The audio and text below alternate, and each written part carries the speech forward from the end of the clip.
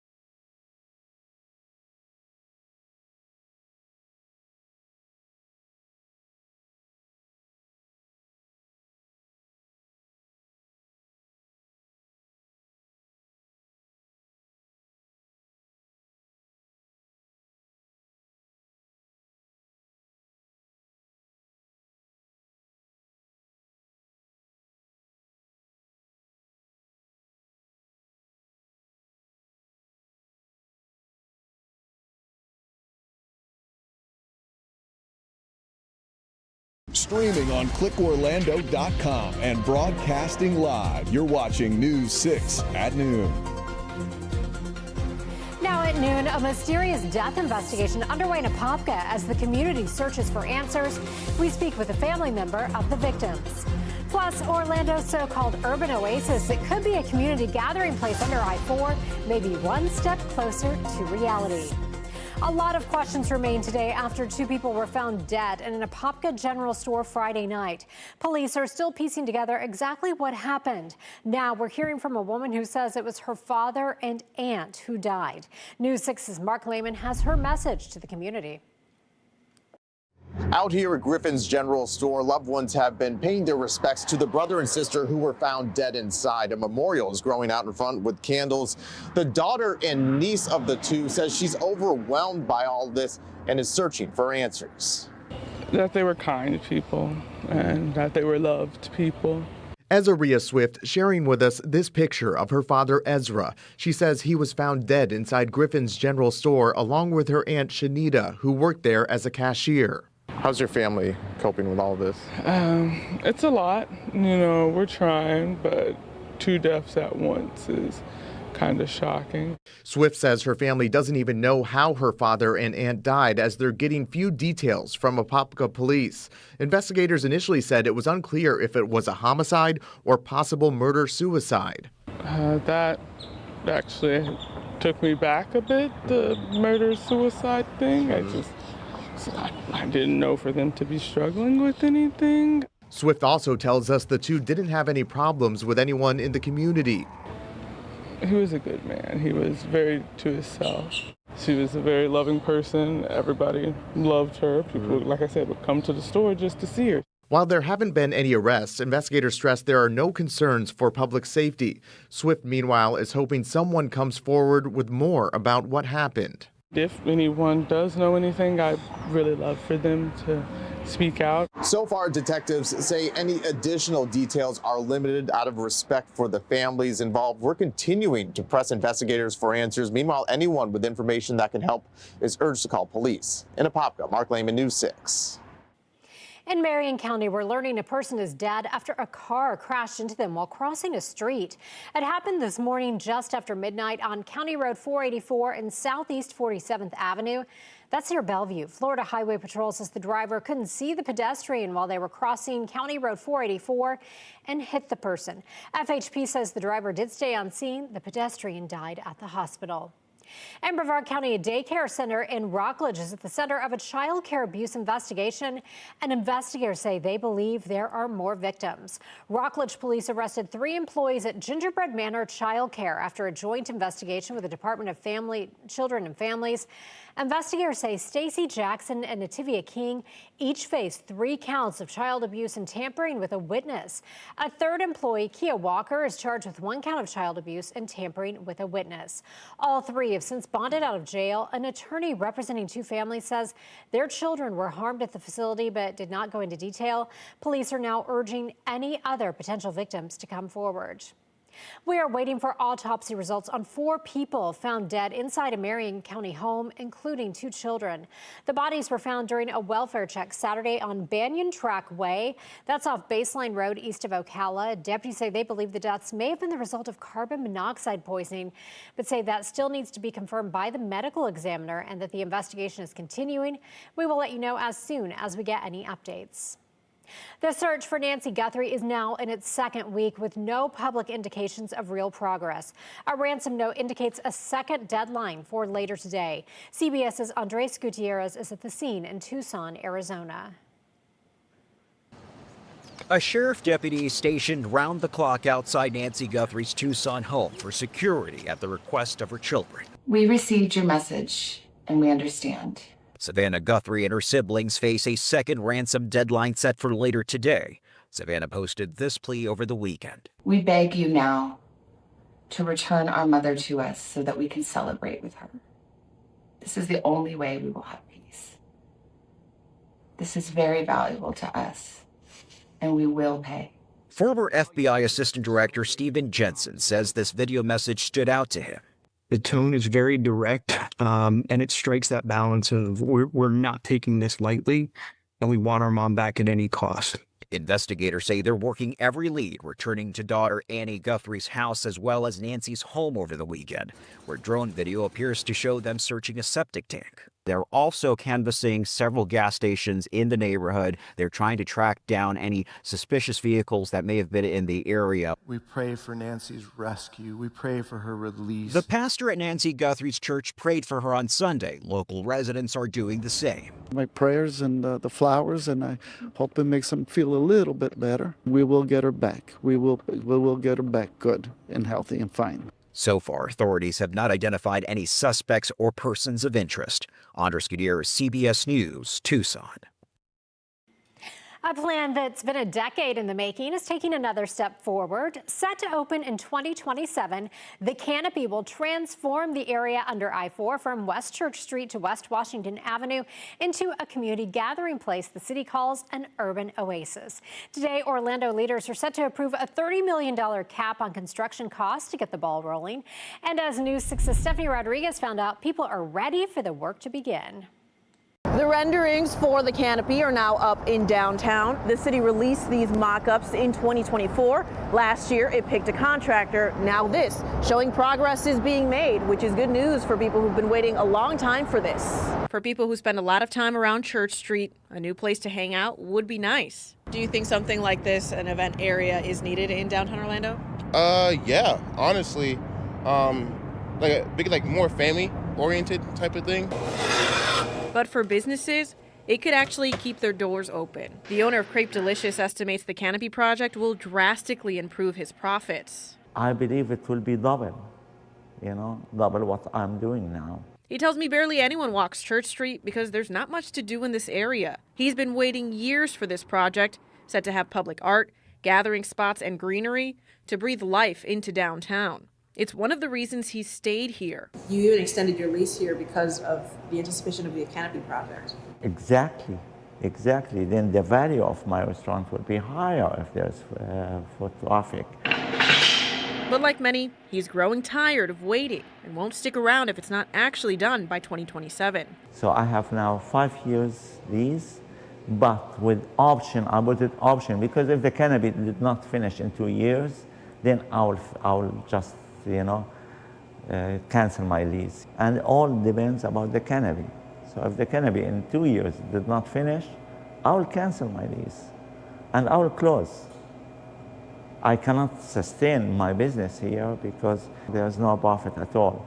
He tells me if the project isn't done by 2027, he would like to see the city offer some financial help for his and other businesses on Church Street. If everything goes to plan, construction is set to begin this summer, and then again, this will be open sometime in 2027. In Orlando, Stephanie Rodriguez, News 6. Florida lawmakers are proposing a new bill that would bring some big new restrictions when it comes to smoking. And if it passes, it would ban smoking in most public places statewide. That includes standard spots like schools and hospitals, but also everything from streets and sidewalks to apartment and office buildings, along with public parks and beaches. This would also include vaping. The bill still has several more committees to pass before it would come up for final approval. And this bill is our topic for today's poll. Our question is, should smoking be banned in public in Florida? So far, most of you are saying no, with 73% of the vote. You can weigh in on this poll. Just head over to clickorlando.com to cast your answer. A reminder for you from the Orange County Supervisor of Elections. Apopka, Maitland, and Oakland have municipal elections coming up next month. Today has two deadlines. First is to register. The other is to change your address before the March 10th vote. If you vote by mail, you also have to request a ballot by February 26th. All previous vote by mail requests have expired.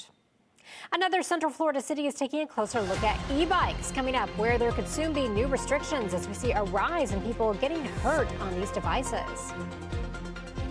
And we are looking at temperatures back into the 70s, and it looks like this defrost mode will be on for the next several days. We'll be talking about when we can expect the 80s and another round of rain in the forecast in minutes. Here is a live look for you from our Mount Dora camera on this Monday. You're watching News 6 at noon. We'll be right back. This portion of the news is sponsored by Florida Lottery.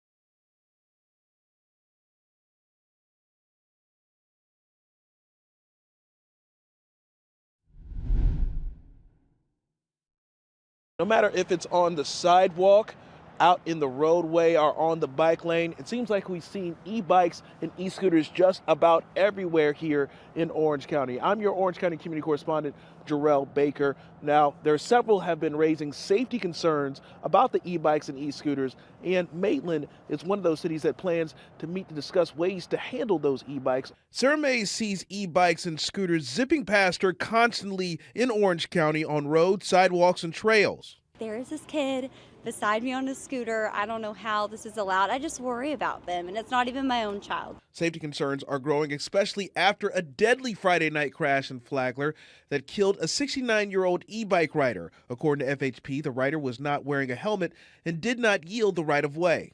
You just can't tell what they're doing some of the time, so it makes it hard to judge what you're supposed to do. Monday, Maitland is set to discuss possible regulations for e-bikes and scooters, and at the same time, Winter Garden, Orange County Public Schools, and state lawmakers are also looking at ways to strengthen rules, from speed limits and helmet requirements. There's lots of things, speed, helmets, maybe just not allowed on the main roads, but lots of things that we could put into place. Whether at the local, county, or state level, Martz and Mays say they're hoping action is taken to help save lives. I'm your Orange County Community Correspondent, Jarrell Baker. Time now is 12:14. Let's take a peek outside. Looking so gorgeous. This is our Lunch Credit Union camera there in Port Canaveral. So much blue sky out there. If you haven't been outside yet today, feels pretty nice. Chief Meteorologist Candace Campos is here. It was still a little cool this morning, but that warming trend is continuing. Yeah, and we are talking about another cool start again tomorrow. There will be the opportunity, just like this morning, to deal with some of that patchy fog. We have those clear skies, we have the light breeze, we have just enough moisture and humidity in the air kind of working its way back in. That fog certainly will be a possibility again early tomorrow morning. But overall, between today and throughout the rest of the week, we're going to slowly start seeing those warmer temperatures nearing 80 degrees by tomorrow, as early as that point, and then continuing to the weekend. Speaking of the weekend, there will be a few more showers in the forecast, a little bit on Valentine's Day, and the possibility of a little more, unfortunately, on Sunday, which happens to fall once again at Daytona 500. It just seems like there's always rain falling on that day. All right, let's talk temperatures. Out the door right now, we are in those upper 60s in DeLand and Sanford, 68 in Leesburg, 68 as well in Claremont, holding at 70 degrees right now from Cape Canaveral throughout the villages, and then right there at the City Beautiful at 70. But now let's check on that hour-by-hour forecast for today. Your forecast is sponsored by Strata Services. Excuse me. We are looking mostly clear at this point in Daytona Beach. We're currently at 68 degrees. If you are planning on enjoying the beaches, whether it's today or throughout the rest of the week, the weather is certainly going to be feeling very nice on the sand. And although we're not dealing with too much of a breeze in place, we are tracking still some long period swells that tend to kind of rough up the surf a little bit. So we still have that rip current risk in place, a high threat in the forecast all week long. Our highs this afternoon looking nice. Right now we're nearing 70. Could warm up another 4 or 5 degrees across parts of Central Florida, running right where we should be for this time of the year. Then fast forward later on tonight, another nice cool evening. Certainly light jacket weather worthy in the forecast early Tuesday morning as you're heading out the door. Again, we will have the opportunity for a little bit of that patchy fog in the forecast. But between now and this weekend, there's not a lot of rain to talk about. We are going to continue to watch worsening drought conditions. As of right now, we do have parts of all of Flagler County, Sumter, Polk County under burn bans, voluntary burn ban in Marion County. So we need the rain. It looks like we'll finally start tapping into some of that rain, though, come Sunday as we are tracking the arrival of our next cold front. Right now, models continue to kind of fluctuate back and forth on the timing and how much rain. But as of right now, as of Monday, this is what our latest stats look like. 77 on Saturday for Valentine's Day. If you have any outdoor plans, I think they should be good to go. Most of the rain that we're talking about will come a little later on in the day. Then on Sunday, the exact timing of that rain for Daytona 500 needs to still be kind of worked out. But do be aware that rain chances will be on the rise. We do need the rain. We just don't want it falling right there on the speedway. Now, rain chances on Sunday. This will be our best shot for rain between now and then. Our coverage about 40 to 50%. So hopefully we can get some beneficial rain. But that cold front, by the way, for those wondering, it doesn't look like it's really going to be packing much of a punch as our temperature outlook between now, this weekend, and even into the kind of the end of February, we will be trending warmer than average. So in the meantime, though, as you can see here in your next 7 days, we will be closing in on near 80 degrees throughout the next couple of days into the weekend, with our lows also on the warmer side. Julie. Candace, thank you. Hey, we love to see what you're seeing, so open your camera app, scan the QR code you see right there on your screen, and click that link. We want to see your weather pictures and videos. We love your pet pictures. They could end up on TV, and all you have to do is go to clickorlando.com/pins and upload your pictures and videos that way. Costco shoppers, the Wholesale Club is just one step away from becoming a reality in the city of Sanford. Coming up, we'll tell you what the plans are as part of a transformation project for the Seminole Town Center.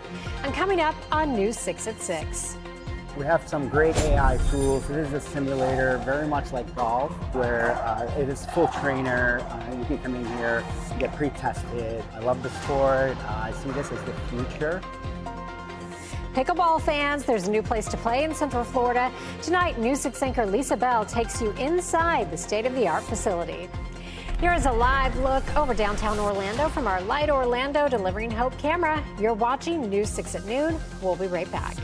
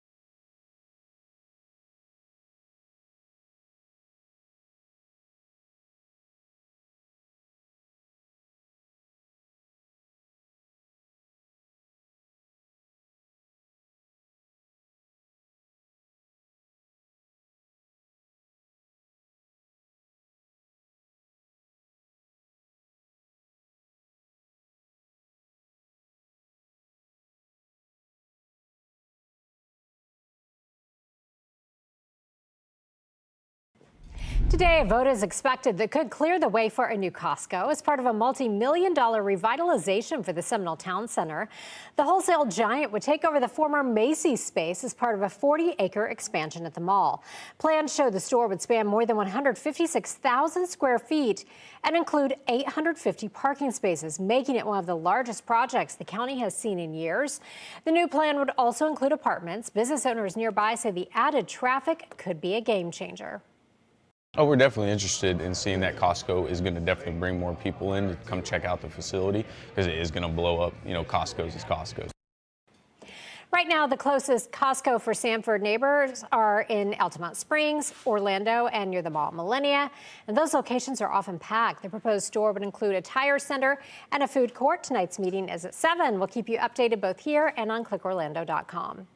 Dr. Oz, the administrator for the Centers for Medicare and Medicaid Services, is pleading with everyone to get the measles vaccine. The plea comes as measles cases have been confirmed on the University of Florida's campus and an outbreak on the Ave Maria University in Collier County. These cases are part of the more than 800 being reported across 17 states, making for the largest outbreak in the U.S. in decades. Take the vaccine, please. We have a solution for a problem. Not all illnesses are equally dangerous, and not all people are equally susceptible to those illnesses. But measles is one you should get your vaccine. Dr. Oz is denying that the fast-growing measles outbreak in places like South Carolina is a consequence of the Trump administration undermining confidence in the vaccine. A global health organization says the U.S. is likely to lose its measles elimination status this year. Check out our primetime lineup on News 6 Plus. Matt and Ginger have a new take on the day's news on News 6 tonight. That's at 9. Meteorologist Jonathan Kagas answers your weather questions at 9:30. Then watch the late news an hour earlier. That's all tonight on News 6 Plus. Stay with us. We'll be right back.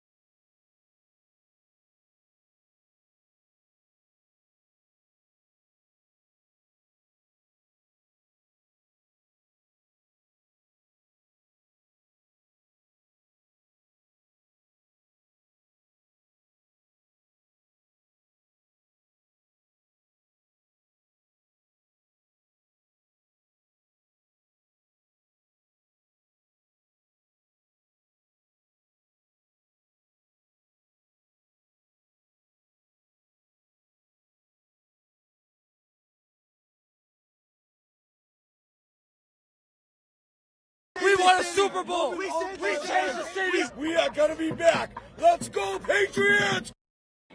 Fans reacting after Seattle dominated the New England Patriots 29-13 in last night's Super Bowl. The Seahawks forced 3 turnovers and held New England to just 2 touchdowns. The game also delivered a headline-making halftime show featuring Bad Bunny. The Grammy Award winner's historic performance celebrated Puerto Rico's history with guest appearances from Ricky Martin and Lady Gaga. Oh my gosh. Well, that's exciting. I mean, not Were you for Dolphin glued to the fans. TV? Yeah. I was glued to the inside of my eyelids at that point. We're looking at a nice stretch of weather. We're back into the 80s. We do need some rain, though. Looks like it might come through just in time for the Daytona 500. Of course. All right, Candace, thank you. Thanks for joining us. Our next newscast is at 3. Have a great day.